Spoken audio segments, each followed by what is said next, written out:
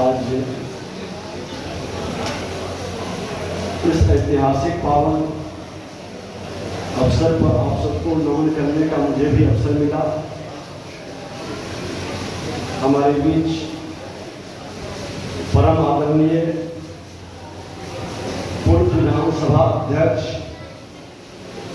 और वर्तमान माननीय शिक्षा मंत्री श्री विजय कुमार चौधरी जी, भागलपुर के सांसद श्री अजय कुमार मंडल जी, स्थानीय विधायक श्री अजीत शर्मा जी, तिरपैती के विधायक इंजीनियर ललन जी, कहलगांव विधायक श्री पवन कुमार यादव जी, सुल्तानगंज विधायक प्रोफेसर ललित नारायण मंडल जी, गोपालपुर विधायक श्री नरेंद्र कुमार नीरज जी, विधान पार्षद doctor Sanjeev Kumar Singh ji, PNB college के प्रधानाचार्य डॉक्टर संजय कुमार चौधरी जी, प्रोफेसर एम.के. यादव जी, पूर्व वीसी रांची सेंट्रल विश्वविद्यालय और परम श्रद्धेय अभिभावक श्री अवध नारायण जी, जो पूर्व वीसी बीएन मंडल विश्वविद्यालय के वीसी रहे हैं, सभी उपस्थित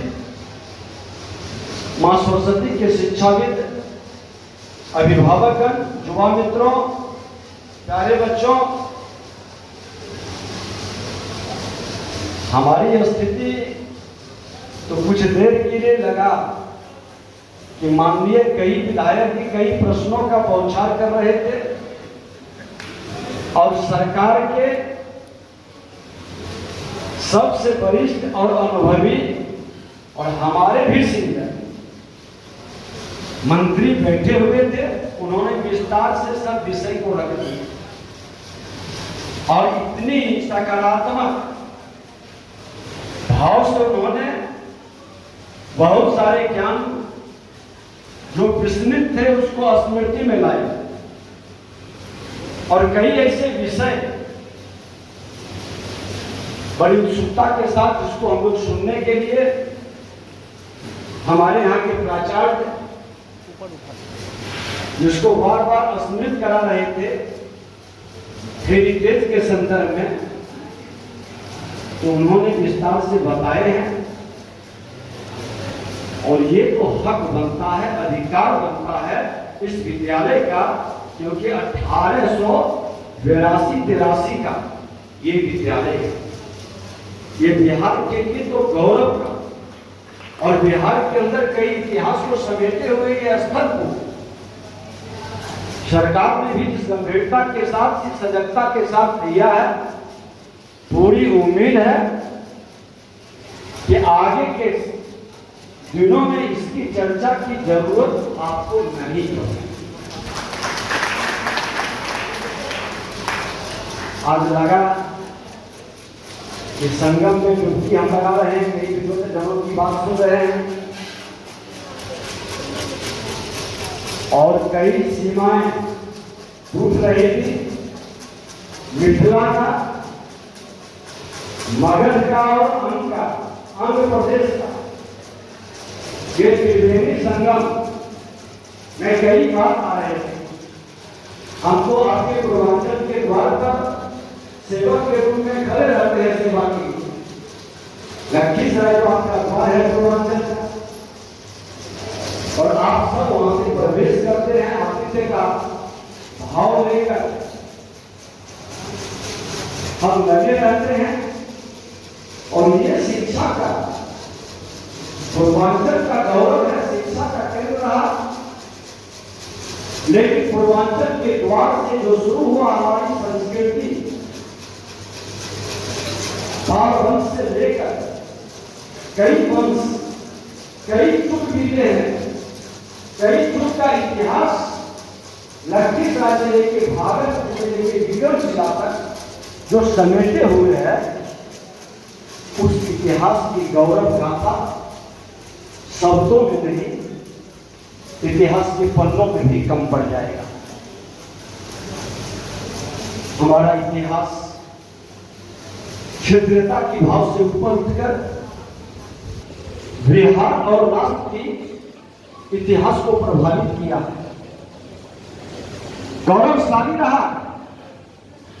यहाँ के लोकप्रिय विधायक ने भी कई चर्चा की है अनुशासन से लेकर शिष्य और गुरु के संबंधों का, मन के अंदर कई श्रद्धा का भाव और एक शिक्षक पुत्र के नाते शिक्षक के सम्मान और उसकी कमाई उसकी जिंदगी में तब पूरा हो जाता है जब शिष्य उसको गौरवान्वित महसूस कराता है। जब उनके शिष्य सफलता के श्रेष्ठतम शिखर पर चढ़ता है तो लगता है कि मेरी जिंदगी सफल हो गया। और जब कोई शिष्य कहीं ना कहीं कलंकित करता है तो लगता है कि मुझसे कुछ कमी रह गई, कुछ अधूरा रह गया। आज शिक्षक और गुरु के बीच शैक्षणिक वातावरण सिर्फ किताबों में सिमट कर न रहे, हमारे चारित्र के निर्माण के आप वो रचनाकार हैं, शिल्पकार हैं, जो आप सजाते हैं, संभालते हैं और बिहार को गौरवान्वित होने का अवसर प्रदान करते हैं। विगत कालखंडों में कहीं न कहीं लगा कि भटकाव हुआ, मन के अंदर पीड़ा है, शब्दों में लोगों ने इसको बड़ी शालीनता के साथ रखा है। लेकिन माननीय मंत्री जी, आपके बनने के बाद वो पीड़ा दूर होने की उम्मीद ही नहीं लगी है। लोगों के मन में विश्वास पैदा हो रहा है कि पुनः हुआ गौरवशाली इतिहास हमारा दिखाएगा, एक वातावरण बनेगा, एक माहौल फिर से खड़ा होगा। और ये ज्ञान विज्ञान की जो भूमि बिहार रही, अगर जो विक्रमशिला, नालंदा और तक्षशिला, तो दो महाविद्यालय, महाविश्वविद्यालय अगर जो बिहार में रहा है, इसकी मिट्टी में, इसकी जलवायु में कोई ताकत तो है। और आपने कहा कई लोग हमारी यूपीएससी की परीक्षा में सफल हो जाते हैं, ये आश्चर्य का विषय नहीं। हम तो सफल हो गए थे भारत के इतिहास को अखंड भारत बनाने में। हमारा तो इतिहास इससे भी बहुत आगे निकल चुका था। इस इतिहास को मिटाने वाले लोग जिस कारण बना था, जिस संकीर्णता की भावना से हम सिमट गए, हमारा दायरा सीमित हो गया, हमारे मैं भाव के अंदर हमें गुलामी की मानसिकता के रास्ता को स्वीकारने के लिए विवश कर दिया। उस बंधन को तोड़ने की जरूरत है और एक बार इस मां भारती के संतानों को, बिहार को उस गौरवशाली इतिहास तक ले जाने की जिम्मेवारी, और ये जिम्मेवारी आपके नेतृत्व में पूरी सरकार और पूरे विधानसभा के अंदर कि हमारे सदस्य के निर्वाहन का संकल्प दिखाई पड़ा। इतिहास बदलने के लिए बहुत आतुर है, और वो इतिहास कहां से शुरुआत होगी, ये किसी लीडर का घोषणा नहीं, ये किसी व्यक्ति का घोषणा नहीं।